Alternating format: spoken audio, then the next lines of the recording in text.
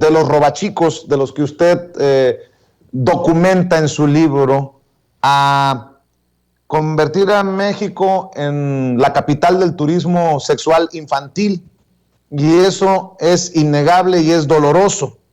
Lo suelto así sobre la mesa para usted que nos está viendo y escuchando. Y si me permite esta introducción del libro, porque creo que nos debe de ocupar a todos, más allá de preocuparnos, ocuparnos a todos.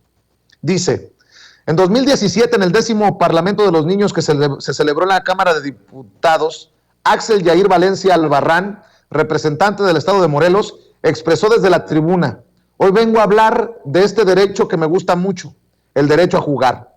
Hoy en nuestra vida, continuó, ya no podemos disfrutar ese derecho porque ya no podemos, porque tenemos miedo de la inseguridad. Ya no podemos salir a jugar en nuestra privada o con otros amigos, o simplemente salir a caminar en nuestra ciudad o ir a jugar a un parque. Ya no podemos porque tenemos miedo. Tenemos algo que nosotros queremos expresar. Hay mucha gente mala que nos puede dañar, nos puede secuestrar, nos puede hacer muchas cosas. Pero nosotros, los niños, debemos de hacer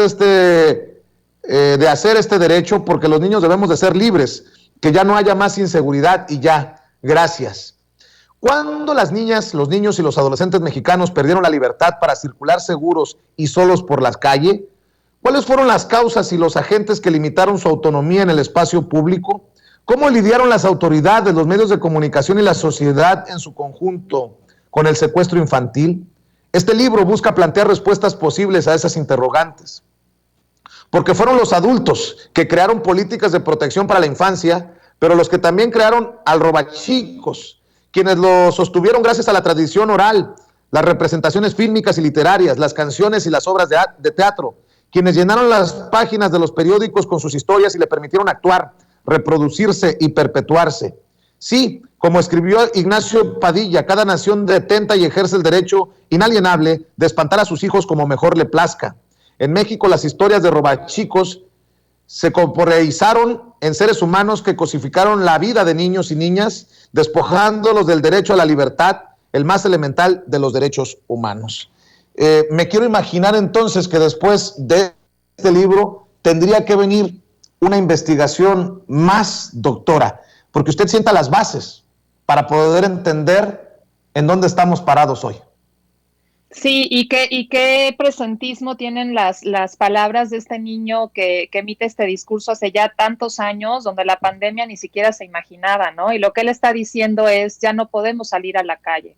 Digo, tenemos muchísimos niños en la calle hoy en México, pero es un problema absolutamente determinado por la clase social, ¿cierto? La protección de la infancia se ha asentado casi en la posibilidad que tengan las familias de proteger a niños y niñas, y no en políticas estatales que les brinden seguridad, que les fomenten la autonomía, que fomenten la independencia de niños y niñas en la calle. La pandemia ha mostrado el encierro, ha sido como la política clave, ¿no? Para en aras de protegerlos, ¿no? Digamos, hay autores que definen la infancia como una de las fases más intensamente gobernadas de la experiencia personal, y creo que la historia del secuestro infantil en México nos permite ver también algunas facetas muy dolorosas, muy violentas de la relación histórica que los adultos hemos tenido con niñas y niños, ¿no? Es decir, si bien ha habido múltiples iniciativas para protegerlos, en este libro muestro una historia continua de intento de someter a los cuerpos infantiles, y un poco el tema de los robachicos es que sí existen, o sea, sí hay casos en las primeras, digamos, hasta los años 60 hay muchos casos de desaparición de niños y niñas. Sin embargo, aquí juegan un papel fundamental los medios de comunicación y su exposición de las noticias, ¿no? Entonces, los medios de comunicación de la época, y especialmente los medios de nota roja, ¿no? El periódico La Prensa, pero otros medios también, y también los medios de entretenimiento, no están denunciando, ¿no?, el problema de la inseguridad de niños y niñas en el espacio público y en el privado también, como un problema sistémico y estatal, ¿no?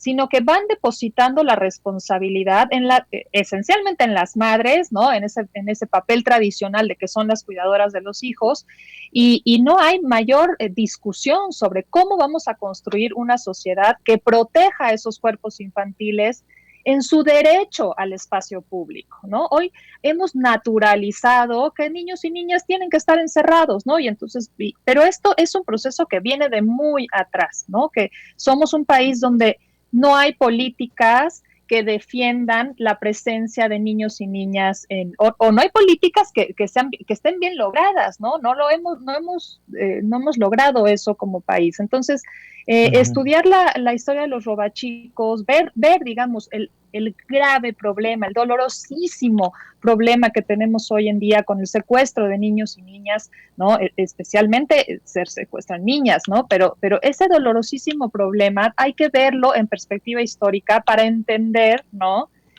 ¿Cuántos agentes conviven en esto? O sea, tiene que ver la historia de los miedos, hay que ver cómo el miedo se construye casi en una categoría política de exclusión, ¿no? De las infancias. Para mí hoy es como, ¿no?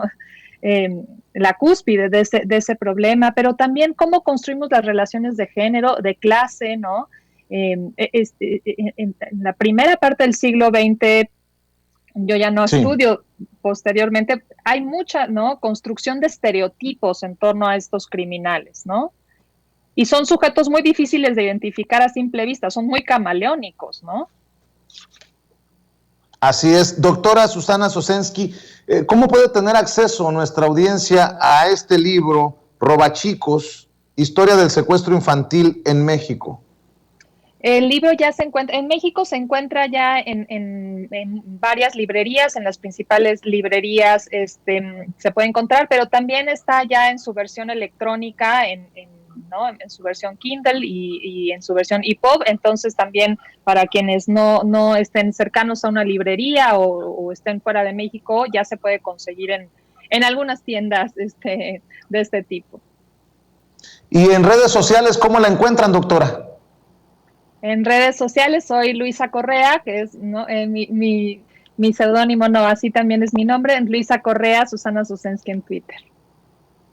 Muy bien, pues doctora Susana Sosensky, le agradezco mucho por poner el dedo en la llaga en un tema, creo yo, urgente para el análisis, para tomarse en cuenta, para debatirse y sobre todo para actuar, y espero que regrese muy pronto a estos espacios libres como el viento. Muchísimas gracias por la invitación, un gran saludo a ti y al público. Gracias, es la doctora Susana Sosensky, autora de Robachicos, Historia del Secuestro Infantil en México entre 1900 y 1960. Y es que ¿a quién no le asustó? ¿A quién no le advirtieron de los robachicos cuando estábamos chamacos? No importa si usted tiene 43 como yo, o 53, o 63, o 33, a todos nos han dicho nuestros abuelos, nuestros padres, cuidado, porque te va a llevar el robachicos. Bueno,